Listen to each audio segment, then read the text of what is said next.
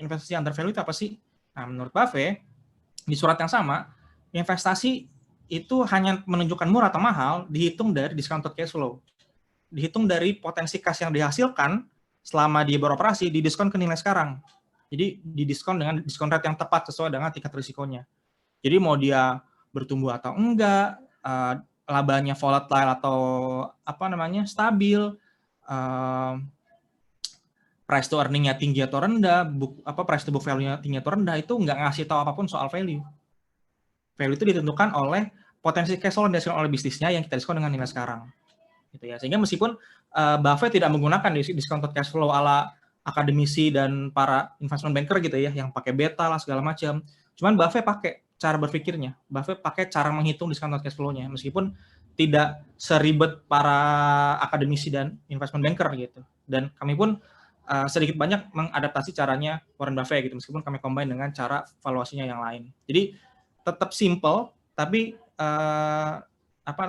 bicara tentang value gitu, bukan cuman harga. Nah, karena investasi selalu forward looking, kita harus selalu mengestimasikan nilai yang berpotensi dihasilkan di masa depan.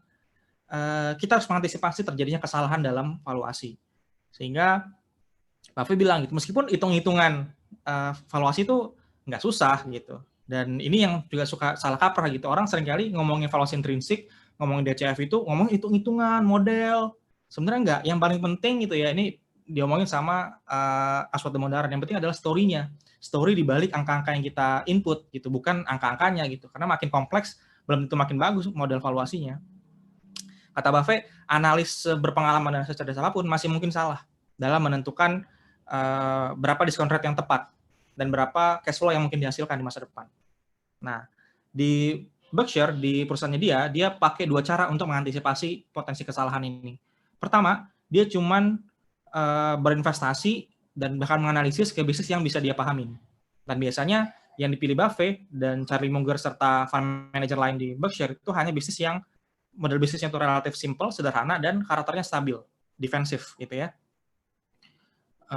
Jadi kalau bisnisnya rumit, bisnisnya berubah cepat gitu ya, gampang kena disrupsi, gampang kena faktor-faktor di luar perusahaan gitu ya, dia merasa nggak cukup pandai buat memperkirakan kas masa depannya. Sedangkan cuman cara inilah yang bisa digunakan untuk kita memperkirakan value gitu, bukan semata pricing doang.